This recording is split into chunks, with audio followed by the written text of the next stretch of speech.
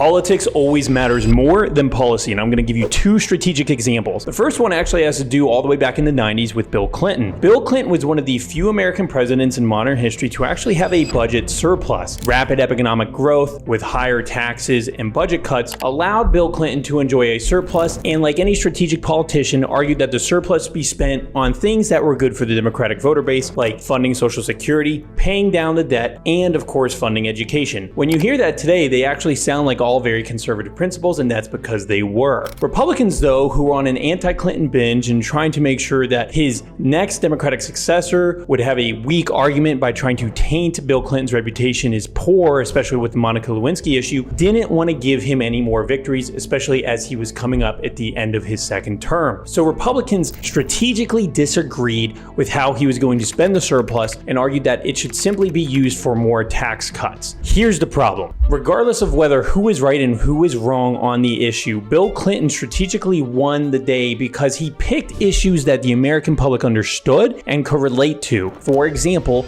education. It always sounds good to fund education. We can always say that our kids don't have enough money, or on the pro side that we need to invest in our future so kids deserve more money. Funding education in outsized budgets is always a good strategy to get something approved. Even though we all know that most of the money doesn't reach children, it goes to teachers unions, lobbyists, or the school districts themselves. Republicans opposed this because they knew that most of that money wouldn't actually reach the children, but their messaging was terrible. And it was so terrible that in fact, all that they could think of was, well, it's better used on tax cuts. So the Republican theme of being cold-hearted and mean stuck, because now it looked like they would rather have tax cuts for big corporations as opposed to funding education for children. This is why politics matters more than policy, because even if you know that most of the school funding for education doesn't make it to children, and you can look at the books and look at the paper and say that I know for a fact that if we create a $1 billion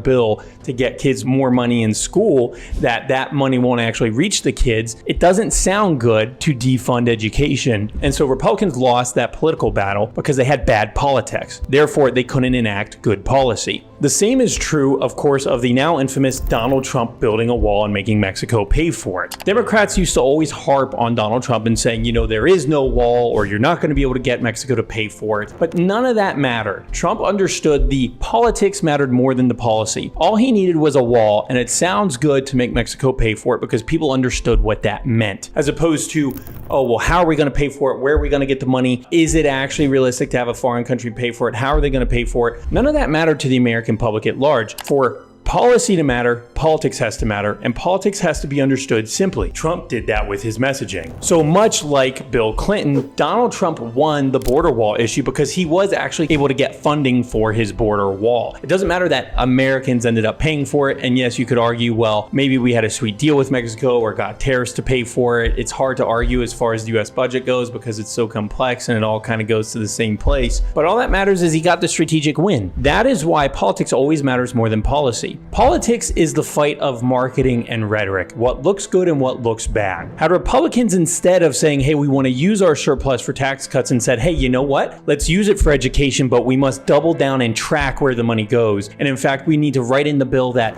the money can only go to school districts and no other middleman. They could have played pro-education and maybe gotten some of the wins that they want and gotten some of their own constituents its funding. But they didn't. Instead, they unwisely said, we don't want it to be spent on education, never properly explained themselves, and so Bill Clinton won the politics and the policy battle. Donald Trump did the same thing. So anytime you're seeing rhetoric, all you need to know that is politics is always more important than policy, because without good politics, you can't enact the policy, which means everything comes with marketing first. And you will see that with every position that is pertained in the previous administration, the future administration, and every administration to come. The politics has to start first.